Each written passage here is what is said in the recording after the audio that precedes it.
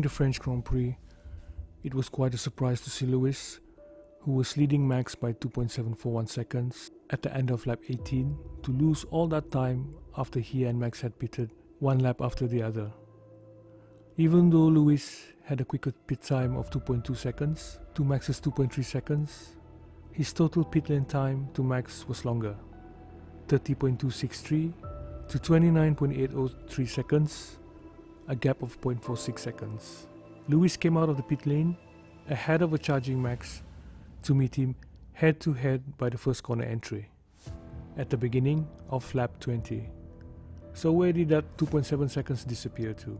Many praise Max's outlap as a major factor in this, being the quickest outlap of the race, even quicker than his second outlap, which was on mediums. But the fact is, it was not 2.7 seconds quicker. We start at the end of lap 18, where it all began. Lap 18, where Max pitted with an in-lap of 1 minute 58.099 seconds, and Lewis on the same lap doing a 1 minute 39.035 seconds. Max had an outlap of 1 minute 39.996 seconds to Lewis's in-lap of 1 minute 58.684 seconds at the end of lap 19. The beginning of lap 19, the tactical gap between the two is 19.06 seconds, plus that 2.741 seconds gap, with a total of 21.8 seconds.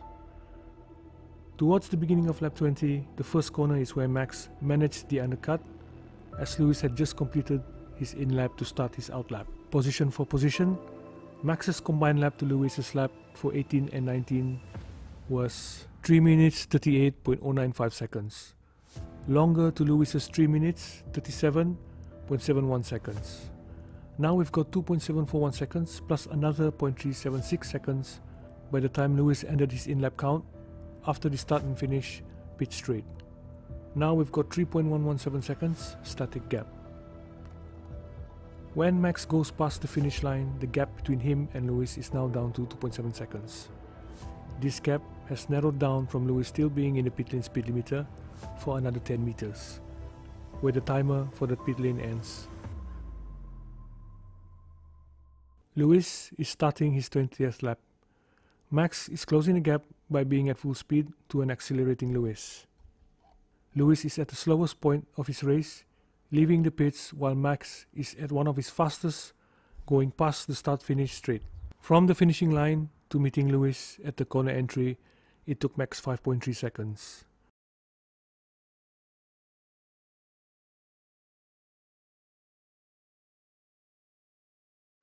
From leaving the pit lane, it took Lewis 8 seconds, where he was side by side with Max. Put the two together and we roughly get the missing 2.7 seconds. It is exactly this that made the difference, gaining Max second place.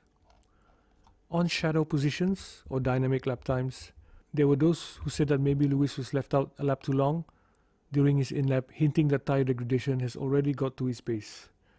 This would play its part, as when Lewis rejoined the track, he was just in front of Bottas, who, before the round of pits, was more than 5 seconds behind Lewis.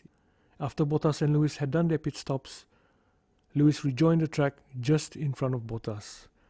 This fact does say that Lewis' pit strategy was not efficient time-wise, but most likely a small sacrifice to run a one-stop strategy as a viable option later in the race to maybe do a two-stopper. Lewis's race strategist estimated a lead of 1.5 seconds to Max on his outlap. Verstappen should be behind 1.5. Those who pitted earlier clearly had a shadow position that was quicker than those who pitted later.